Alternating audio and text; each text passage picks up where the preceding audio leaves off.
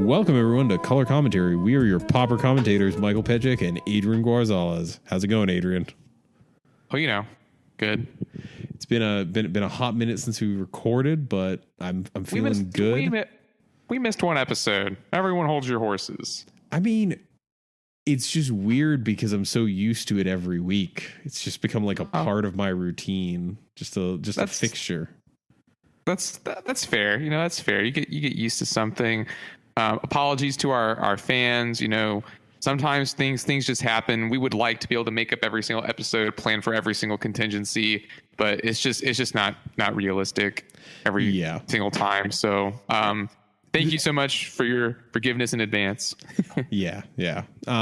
So let's take care of upkeep around here. First off, this show is brought to you in part by Original Magic Art. They have a whole wide range of really neat products on their website. They have playmats, dice bags, tokens featuring art from our world's history and the history of Magic alike.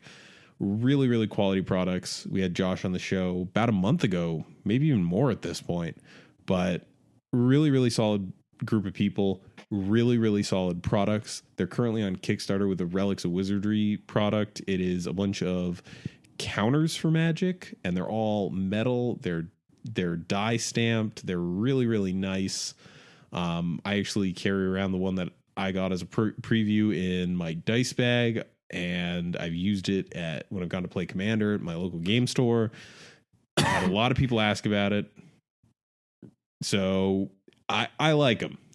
Go support them, and if you decide to buy something from their store, even if you don't support the Kickstarter, and you maybe want some tokens featuring art of some famous artist in the history of the world, be sure to use the coupon code Commontary in all caps, spelled exactly as it is in our podcast name. You will get 5% off your order, and we get a little bit of a kickback off of that. So you save money, you help bring the show to us, you and everyone else for future weeks. Definitely go check them out. It's good stuff. And we're also on Patreon. Patreon.com/color commentary. We are finally going to be redoing the tiers pretty soon to make it a little bit more accessible. Don't worry, those of you who've been donating to us, we greatly appreciate your donations. You'll still get something cool if you stay at your current tier. But yeah, if you want to support the show directly, that's the place to do it. So go forth. Yeah, we will be. I do want to publicly air this. We're going to be making it so that if you donate just $1 an episode, you will get access to the show a couple days early. I think it works out to about 4 days early. You'll have access to the show unedited. You get to hear us before and after the show talking about stuff. Before this episode, we talked about a TV show that we both enjoyed, and if that's your jam, if you want to just hear the episodes a little bit early and give us advanced feedback on them, please consider supporting us. We're mostly looking to just expand our community, lower the barrier a little bit. Of course, we'll never put content behind a paywall, but it's fun stuff. So yeah. All right. So let's get into it. We're not doing a deck tech, and we've kind of we talked about this in the pre-show, or actually I think before the pre-show when we were just having a conversation as people. But we're kind of moving away from the deck tech. As I pointed out to Adrian, I looked through MTG Goldfish. There's a single deck right now that has a 5-0 finish or a top 32 finish in a challenge that we haven't explicitly done a deck tech for on the show. So we've officially hit that point. Which one is it? It is a green-white deck that plays a bunch of questionable cards. I mean, we've covered aggro elves on this show. I don't know I don't even know what deck you are talking about. Is there one 5-0? I'm curious. There is a single 5-0 and it features Sungrace Pegasus. I think I'm good. Congratulations to that person, though. That's actually pretty impressive. But, this does segue nicely into our discussion today. And our discussion today is going to be about playtesting mistakes, both from a deck building perspective and also a tuning perspective and just general play. And now that we're free of doing a deck tech, we can kind of do deep dives on topics that can definitely help people step their game up. And I think people really liked our discussion on who's the beatdown the other day, which I think was our last episode. It's just weird because we didn't do one last week, but I think that was our most recent episode. Yeah. And we kind of wanted to break this down into sort of, obviously we can't go into every detail. Like, it's impossible for us to, in an hour-long show, talk to you about every possible mistake you could be making, because, I mean, frankly, there's a lot of things that can go wrong in an episode or in a match of Magic. Like, it's not a, simple, easy to define thing, but we're hoping to kind of break down some large scale issues, and hopefully you can apply that when you're playing and kind of, sit back and analyze, hey, I might be committing this sort of offense, and maybe if I rethink how I'm approaching this issue, it'll help me out in the long run. We're in the business of making you a better player. So we're hoping that some of these things, like you'll realize, hey, I'm doing that. Maybe I should stop, or you'll just be, self-awareness is the first step. So maybe be a little more. And I'm not saying that Mike and I are, we're not the best pros. Magic players of all time. Like I have definitely made these mistakes. I'll talk about the one I particularly do when we get to it. But do you want to lead the charge? Sorry, I didn't mean to. Oh, no. Flow there. So let's start off with one that is an actual, like, real world thing that a bunch of us play into every day, and that is confirmation bias. And confirmation bias is, it's a really, really dangerous line of thinking that can lead to you misinterpreting things. And let's give it an anecdote. And I think that this is also going to help pave the way. I think a large part of mistakes is realizing you made a mistake. Even, Magic is a game where every decision, however minute, eventually adds up. And so the one I'm going to use is going to seem pretty innocuous, but it is definitely an example of confirmation bias. And I think definitely you're doing yourself a disservice if you do this. I always draw a land when I need to draw something else is a confirmation bias. Yeah. And I actually... when you draw the land... Sorry, go ahead. I actually pulled it up on... I Googled the words just to get an actual, like, clinical definition. And we're going to go with Wikipedia, but confirmation bias is the tendency to search for, interpret, favor, and recall information in a way that confirms one's pre-existing beliefs or hypotheses. So in this case, your pre-existing belief is, I always draw land when I need gas. And what the human brain does is sometimes we ignore the cases where our prediction didn't come true and just focus on the ones where it did. Right. And so, that's a huge disservice to yourself as a player. I think a big part of becoming a better Magic player is realizing you made a mistake. And obviously this can go a lot of different ways. Maybe you didn't mulligan correctly. Maybe you didn't shuffle off a ponder when you should have. Maybe like it's a bunch of little decisions that add up over the course of the game that ended up in this happening. And of course, variance is part of it. I'm not trying to say that either. I just think that a lot of people in Magic don't give full weight to each of the little decisions they made during the game. Yeah, and I think you definitely bring up a good point with the variance thing. Like, there are games you are going to lose to variance and nothing else. There are games where you will play perfectly and then hit like 6 lands in a row and be unable to win that game. And there's things you can do to kind of mitigate those, having... We've seen recently with Boros Monarch, they've started to run Sen's Enlistment, which helps you actively turn lands into late game threats. But... even outside of that, there are always situations where things are not going to go your way because randomness is a part of this game built into it.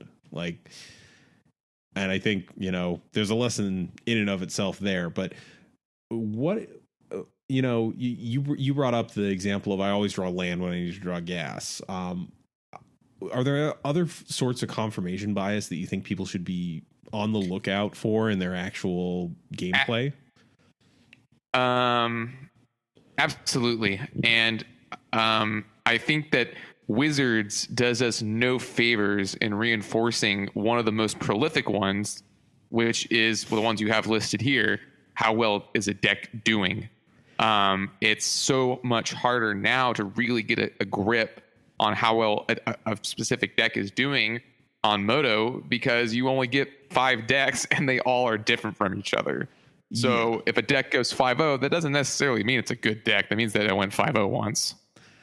Yeah, and I definitely see there's a level of this in all Magic communities where a deck does well, and all of a sudden there's like a hot minute where everyone in that specific sub corner of Magic talks about it. Like, let's talk about Popeye Stompy and Legacy. You know, like that's like the best example of that right now. Yeah, and it was this thing where, in part, it was something new. In part, you know, Legacy rarely has huge breakout archetypes that just completely dominate out of nowhere.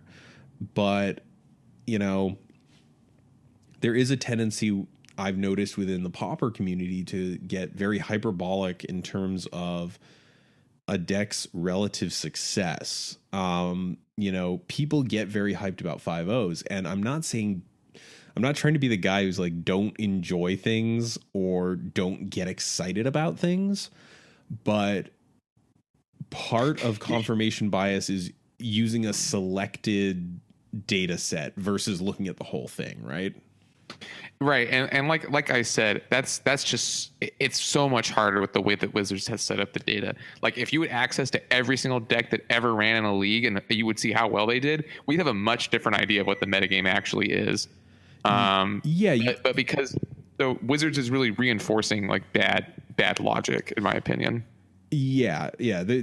There's this level of, you know, if you get 5-5-0 deck lists a day, and one of them is this zany brew, just looking, obviously most people understand that, you know, you want to look at more than a day's results. But if you look at just that one day's result, 20% of the metagame for that day was this weird zany brew. And I feel like as a community, I've seen a lot of Magic groups or Magic sub communities, if you will, you know, different formats, fall into this trap of like, this deck has done really well in like 1, maybe 2 events. It's the new hot thing. I love it. And, you know, sometimes there's something to that. Sometimes, you know, those 1 or 2 first wins are actually just the first wins of something that turns into an actual archetype that, you know, rises to prominence. I did not think Eldrazi was going to be a deck. I'll be honest. In Modern? I thought it was in Modern. Well, in Modern, when the first iteration came out, it was like mono black, and it just like wasn't very good, and everyone was all about it. And I was like, this deck's not going anywhere. And then Colorless, or the white one, I guess, came out, and Eldrazi Displacer was the real deal. And so that's really what catapulted that deck. But in its initial incarnations, I was like, this deck is garbage. Yeah, and I think that's another thing that's important. Like decks evolve, but definitely like try, like there's a tendency within Magic to sort of give in to this overwhelming hype, when sometimes you should sort of temper those expectations a little bit and go, why did this go 5-0? Like, did this person, can I rule out this being, you know, someone coming off a heated streak and, you know, just hitting favorable matchups? Like, is there something here to investigate? And I think that's a really good critical skill, and avoiding confirmation bias of like, I want to see cool brews do well is another thing that will help you out. But definitely look out for this. The other one that I notice players falling into all the time is, my opponent always has a counter spell. And that is 100%. Like, it's not true. There's only 4 in their deck.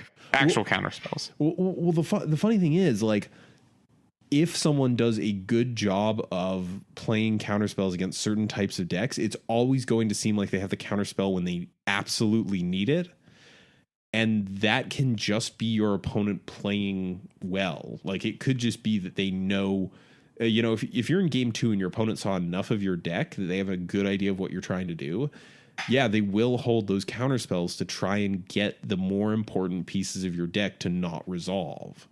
So there's this level of like, yes, on the base level, it can seem like playing against a more controlling type of deck, they always have the counterspell when they need it. And sometimes that's true. Sometimes your opponent just draws into a counterspell the turn before they actually need to cast it. But it can also be that you don't see their hand most of the time. You know, you can Gitaxian probe them, but most of the time you're not going to know that they had that counterspell the whole time, or if they just drew it. So I think there's a level of this which is like telling yourself a story that fits a narrative that makes it easier to handle what just occurred in game. But that's confirmation bias. It is something that a lot of people engage with just in day-to-day life and really isn't a healthy pattern of thinking, but it also does you a great disservice as a player. Next up, we're going to talk about inbred meta calls. And this could also be referred to as like over metagaming for something. And could you give us like an example of this, Adrian? Sure. We were actually talking about it earlier with our group of friends. The Boros deck is running more prismatic strands in order to combat other Boros decks running more electricities, and in doing so has cut Rally the Peasants. Yeah, so you've cut a win condition to play sideboard cards main deck. Yeah, exactly. You boiled it down perfectly. That's exactly what's going on. That's bad. Yeah, and this like that's a pretty extreme example where you're taking away like one of the cards that grants that deck the most reach in favor of selling strictly for the meta, or not strictly, I guess, but that helps break the mirror. And you know, sometimes it can just be, you know, I'm playing one less threat to play this sideboard card main deck because I think it's going to be good against like 40% of the field. But the catch is there's like a sweet spot for utility. Like you don't ever want to really be main decking duress, even though there's a decent chunk of decks where turn one duress game one is probably pretty good. Like, I'm trying to think, and outside of Stompy, like, are there that many decks that you wouldn't want to turn one duress against? Well, even Stompy's fine, right? Like you can take Raincore. That's cool. No, turn one duress is pretty good, but it's and one of our friends, who I will remain anonymous at this time. I think put it the best, where you get put in these situations where your cards are either 100% good or they are 0% good. If you duress and you whiff, you're just down a card. And the funny thing is, you can look at it from one angle where you're like, well, if all my cards are 100 or 0%, on average, my deck is 50%, when that's not at all the case. It's, you know, sideboard cards are sideboard cards for a reason. And we haven't reached the point yet in our metagame where things are super, super degenerate and people need to run sideboard cards in the main deck because of how unbalanced the meta is. And if every deck was Boros Monarch, then it makes sense. Sorry. Yeah, like if your average league was 4 Boros Monarch and one other deck, you could totally justify doing silly things. Like you could justify like being like, all right, I'm just going to run Circle of Protection white. Like that's going to be my mirror breaker. But that's not the case. And while Prismatic Strands is a more general answer, like you can, any deck that's trying to kill you with combat damage, Prismatic Strands has a role to play there. But Prismatic Strands is also really terrible in the mirror outside of blowing out electricities. So I mean, you can get your opponent if they try to go in for the Alpha Strike and knock you out. But I'm just saying you can't kill their creatures at the same time. Yeah. Because everything you prevent all like white creature damage. So it's interesting.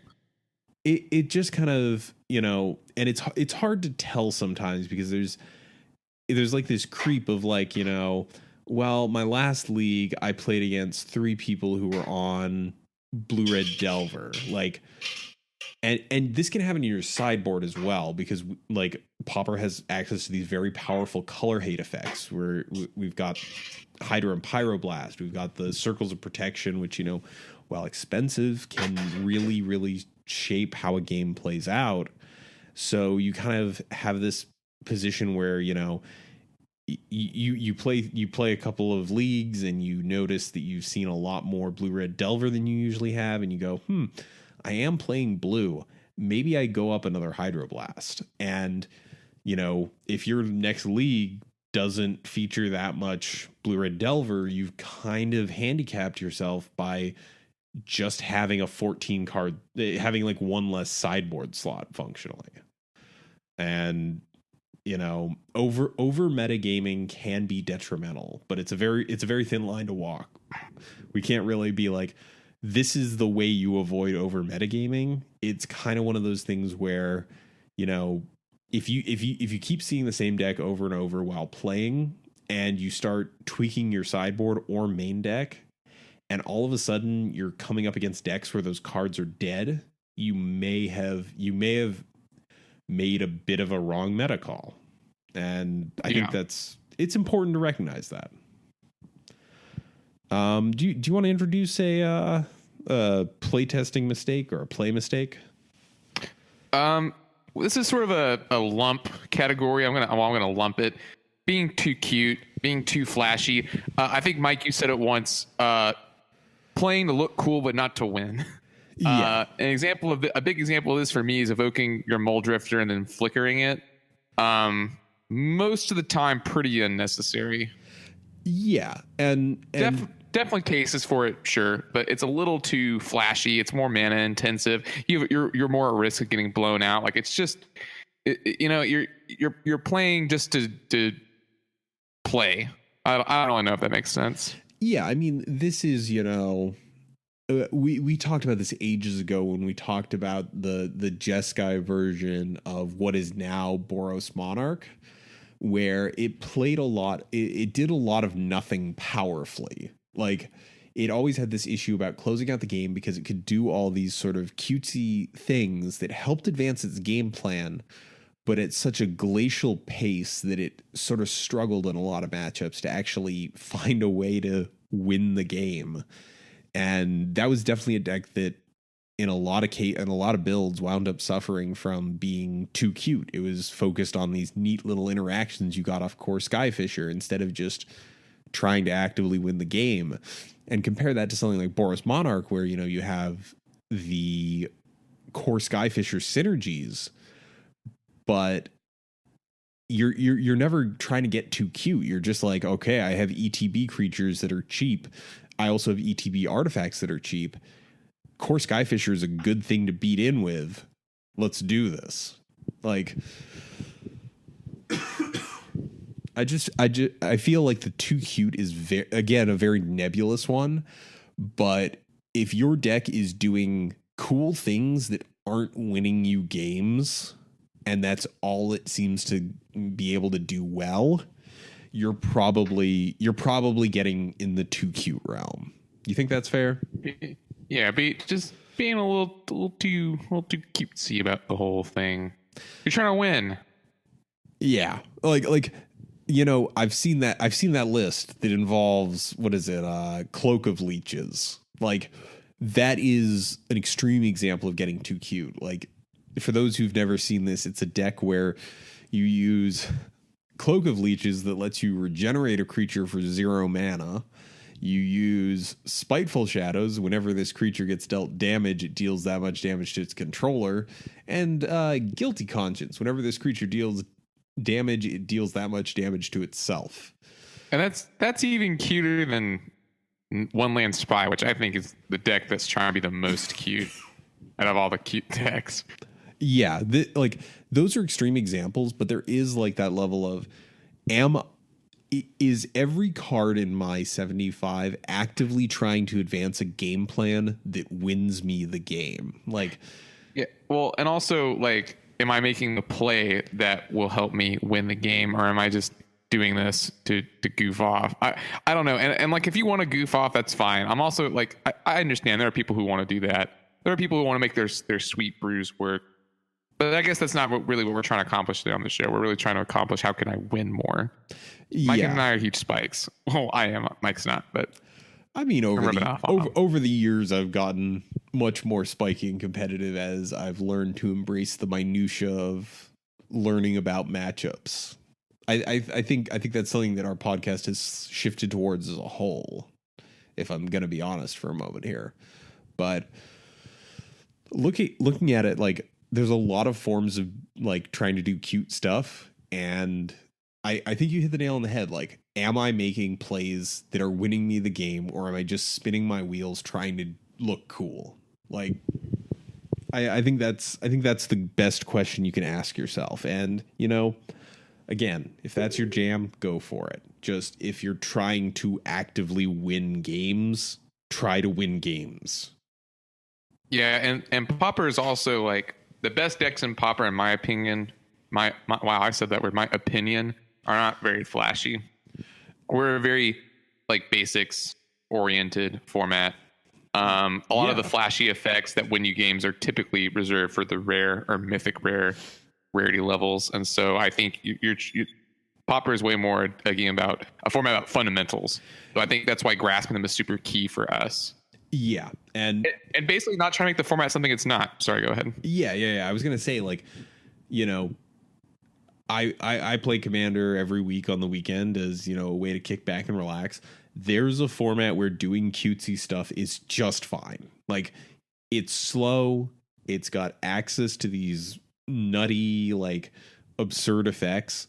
Get cutesy there. Go for it. Have a fun time. Pauper is not a format that really rewards that type of play in a meaningful way, unless that is explicitly what you're seeking to do. Like, if you're trying to do something cutesy, go for it. Like, I'm not here to yuck your yum at all. That's not why I make this podcast. But if you're looking to win games, try to win games.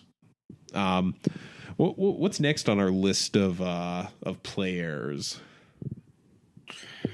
Mulliganing. Oh no, sorry. It's sort of the same category. Trying to 2-for-1 your opponent when the opportunity is not readily available.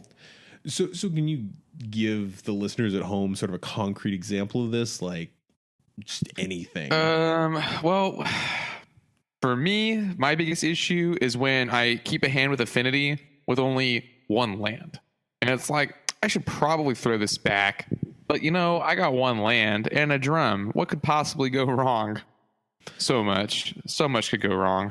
Well, so I think, like, one of the ones that I had to learn when I started playing Pauper was back when teachings was a thing, and I, you know, obviously enjoy control decks.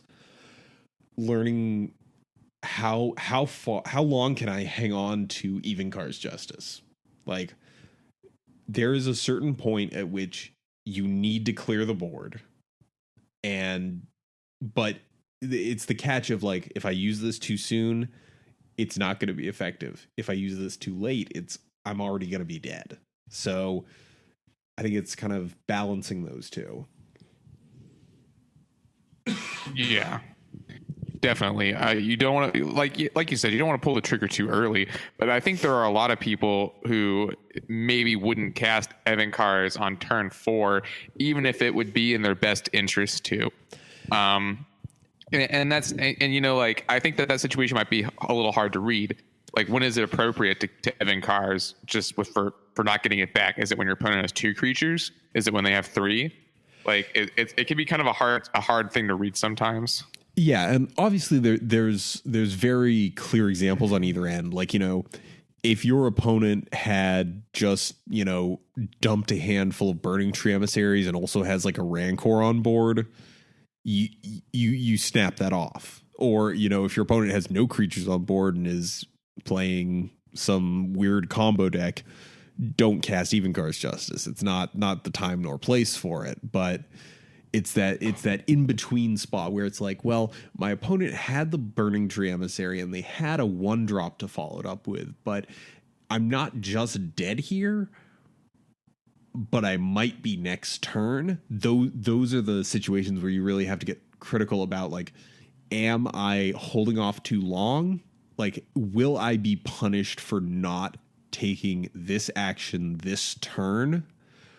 Or can I take the next hit and just blow my opponent out a little bit for overcommitting to the board? And I definitely think that people try sometimes to get that 2-for-1 because the 2-for-1 is good. It's never a bad thing to 2-for-1 your opponent. But the issue is sometimes, you know, if your opponent beats in for 4 or 5 damage in the time being, just so you can get that 2-for-1, you might have all accidentally offset any value you gained from it. And something I want to talk about here, one of my favorite pros to watch is Andrea Mengucci.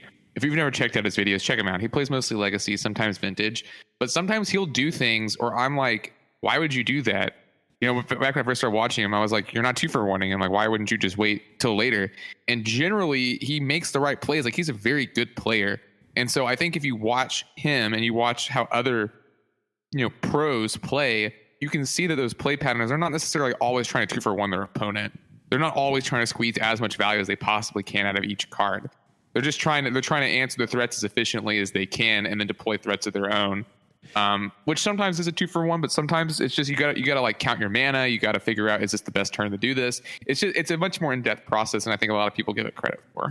And I think you touched on something there, kind of indirectly, in terms of figuring out how much your margin is on a game. Like, if it's a really close matchup that could swing either way based off just random draws, you kind of want to be a little bit more conservative and go, I'm okay with 1-for-1ing here. I'm okay with, getting this like 2-for-2 here, or even potentially 2-for-1ing myself, because I know that this is something I need to do. Otherwise, I'm disadvantaged in this matchup. And again, this is like a very complicated skill that takes time and a lot of dedication to the format, and figuring out like knowing what your opponent is likely to have and what punishes you and by how much it's not something we can explain just in the abstract in 10 minutes to infinite situations. Yeah. Good stuff. Yeah. Okay. Next up, not mulliganing. And sorry, yeah, I just touched on that a second ago. Yeah, go ahead. So not mulliganing is a tricky one. So mulliganing is not a zero cost action, but it's a lot better than it used to be. So as a recap for people who may have joined Magic recently, the original mulligan rule was if you had 0 lands or 7 lands in your hand, you could reveal your hand to your opponent and get a free 7 back. That changed. This was regarded as a bad idea. Yeah, widely regarded bad idea. Also, I appreciated that bit. I did very much. But then it changed after Pro Tour Paris in a year that I'm not going to come up with. But we got the Paris mulligan, which was you start with 7 cards. You can opt to take a mulligan. You don't show your opponent anything, but you get 1 less card. You get to shuffle up again. You get 6 cards. The Paris mulligan remained in place for a long time, and then in the not so distant past, like what, 2 years ago now, maybe, if that. 2? That sounds about right. At Pro Tour Vancouver, we got what is colloquially referred to as the Vancouver mulligan, and the Vancouver mulligan goes like this: you start with 7 cards, you can mulligan, and each time you mulligan, you draw 1 less card. But the catch is, if a player would start with less than 7 cards in hand, they also get to scry 1 before the game starts. And the difference between draw 7 and draw 6 and scry 1 is a lot closer than draw 7 and draw 6. And I think that's an important thing to discuss here. And it heavily benefits the person on the draw. Sorry, go ahead. It certainly does benefit the person on the draw more than the person on the play.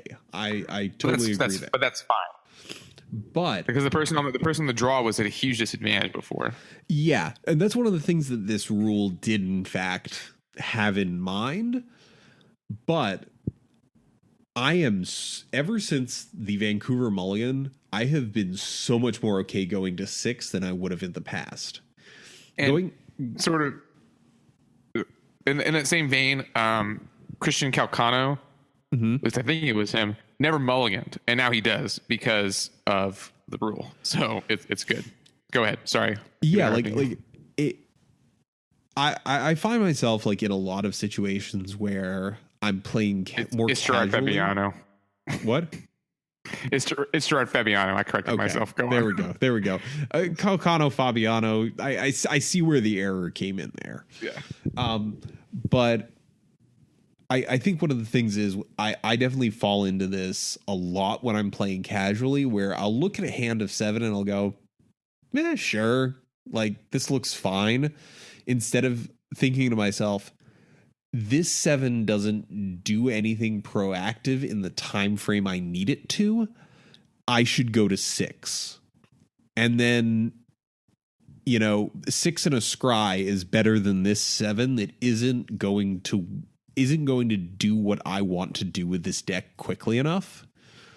And, again, as with all of these, there's clear-cut examples, seeing a hand of all land is not a good thing. Seeing a hand with no land is arguably even worse.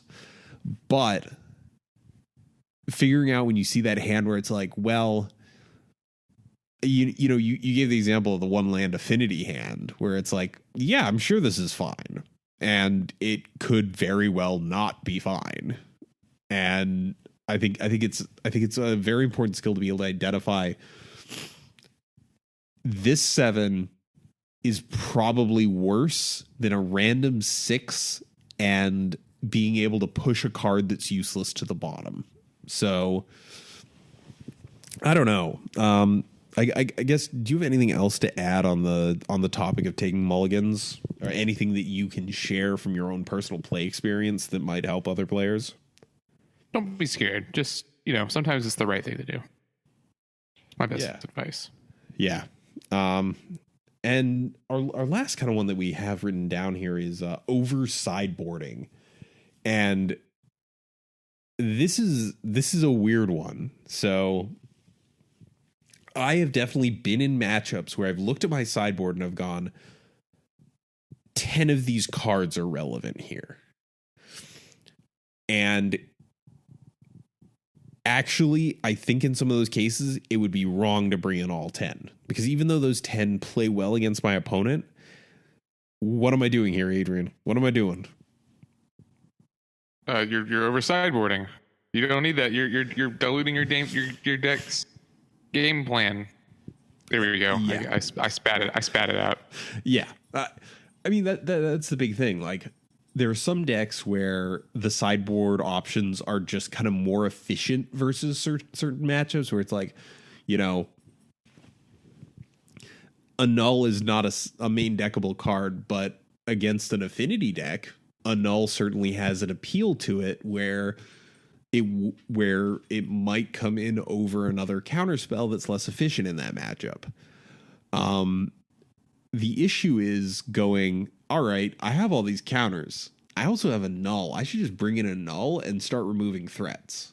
And, obviously there's another error there, but sort of saying, I have all these relevant things, all of them should come in, instead of saying, hey, I still need to actually do the thing that I built this deck to do. And that should take priority here over getting these like cool meta cards that are going to be really good in this matchup and then not being able to giving your opponent time to stabilize after you've drawn all your answers. Yeah. And I don't know. One of the ones that I think always irks me is when I see like 4 copies of Gleeful Sabotage and Stompy in the board. Yeah, they don't lose to Affinity that bad. Well, in addition to that, like if you bring all those in, if you draw 2 of those, how does Stompy play if it's just tapping down its creatures every turn? Like, yes, it's a very, very good spell in that matchup, but you still have to actually win the game. Like, and I think that touches on a point that kind of ties all of these various play errors together, is all of these are things that take you away from actually being proactive in a game of Magic and sort of push you more towards a reactive state. And unless your reactions are all universal and work great in every situation, it's not going to be good. Yeah, I agree. I think that especially in this format, being the you want to be on the attack by and large, whether that's denying your opponent's resources, whether that's actually attacking your opponent. You don't want to be that reactive. You want to be, what am I trying to say? Mike, help me out. You want to be trying to win all the time. You want to be trying to win all the time. Yeah, I mean, you even if you're not actively winning that turn, you want to be heading in that direction versus sort of, I don't want to say doing anything else, but hesitating is really bad in this format.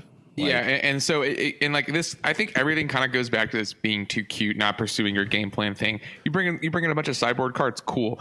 Are you like your example of the Gleeful Sabotage though? Are you still actively trying to win the game? Yeah, and especially in a matchup like that or Boggles, the two matchups where I would think about bringing in Gleeful Sabotage. A, it's 2 mana, which in some stompy hands is a lot.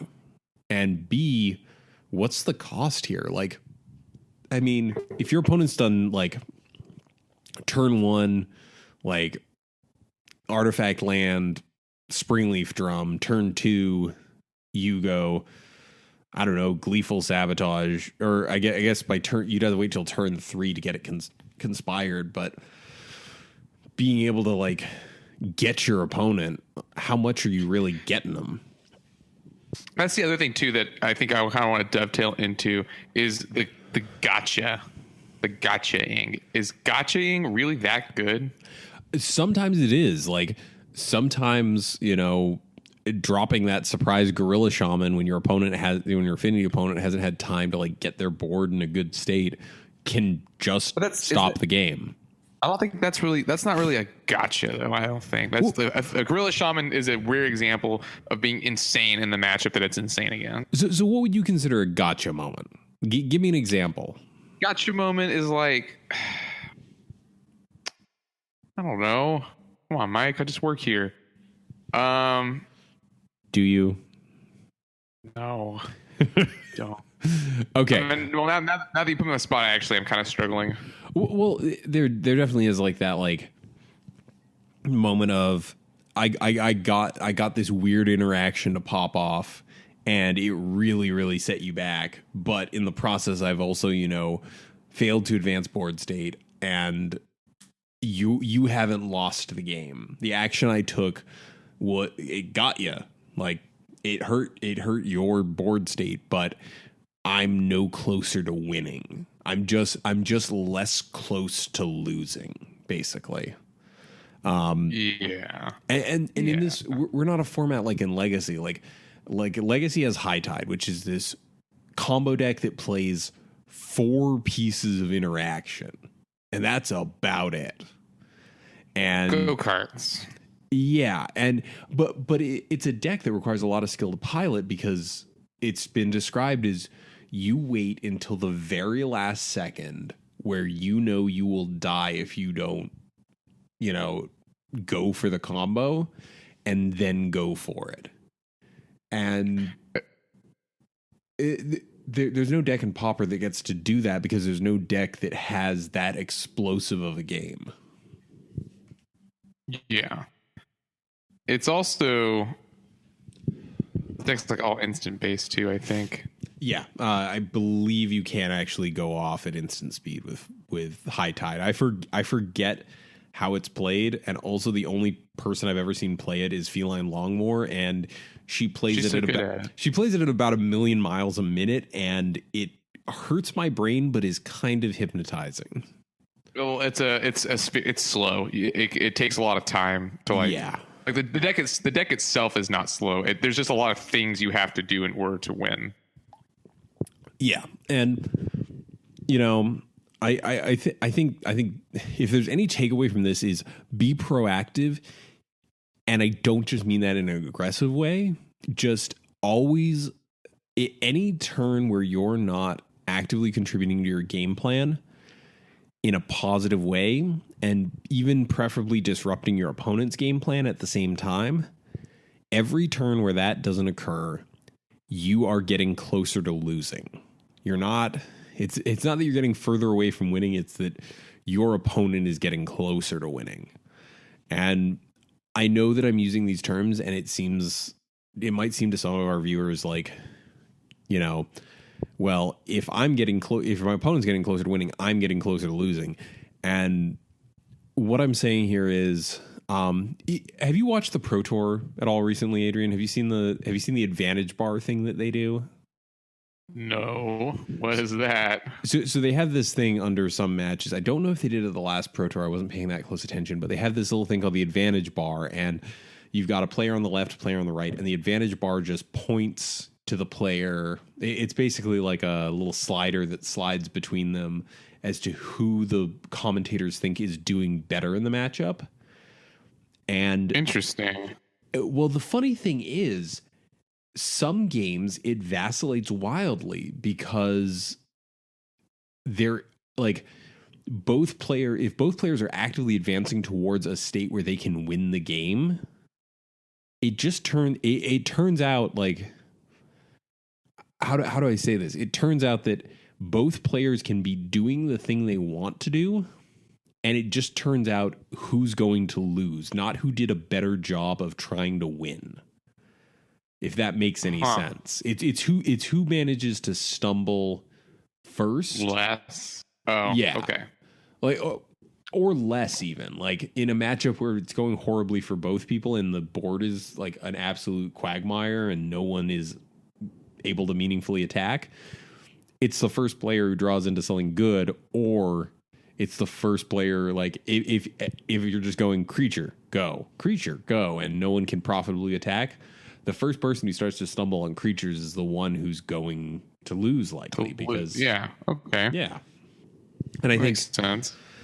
I think that's the main takeaway here is like be proactive, and definitely one of the things that I suffered from a lot when I started getting back into Magic around 2014 or so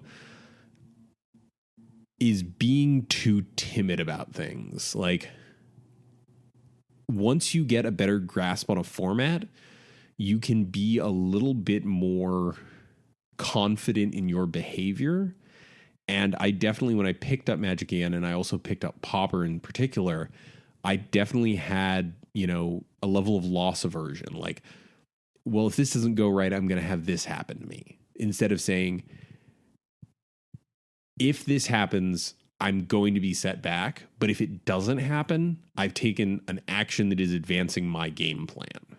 And I think that's an important thing to realize. Like, you got to do risk analysis on your actions. You got to say, if this goes well for me, what is the best result?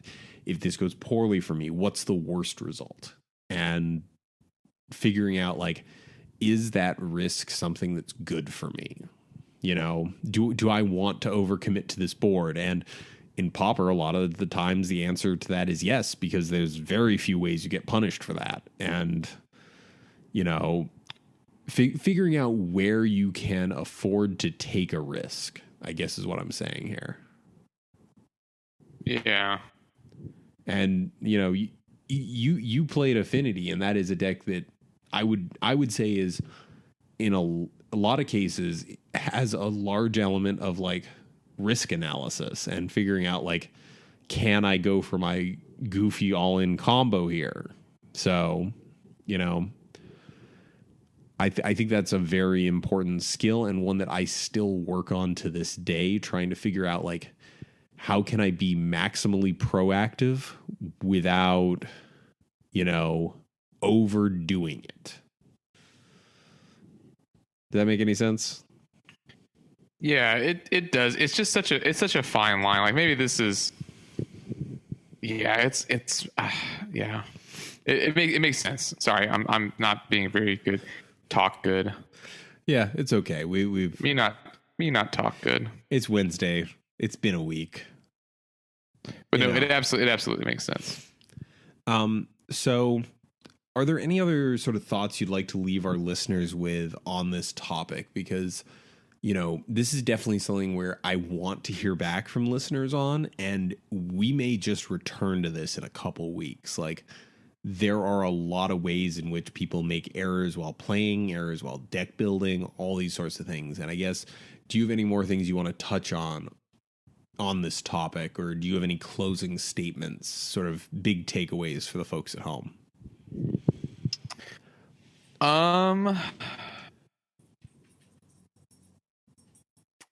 Just remember your end goal, which is winning the game. I think is the biggest takeaway, and I think as long as you keep that as your North Star, you as long as you evaluate each action you take in the game as, does this help me win? I think that you will just. I think everything else will follow. Yeah. I think it is worth touching on the fact that sometimes you are on the back foot and you do have to play defensively, but you'd prefer not to be there. Especially like if your deck is not trying to be defensive, it probably doesn't do a good job of being super defensive. So just do your thing. If I had to sum it up in like a quick statement, do your thing. But I think that's going to be it for this week's discussion. Adrian, do you have anything you'd like to say before taking us out of the show, or can we? I think that's a wrap. All right. How about you take us out to a wonderful sunset on this beautiful episode of our podcast? Back again, stronger than ever. Thank you for joining us today. This podcast is brought to the support of our patrons. Consider supporting us if you like the show. Check below this video in the description of this podcast for details on where to find us. We'd like to remind you that if you're listening to this on a platform with reviews, they're always appreciated because they boost our visibility.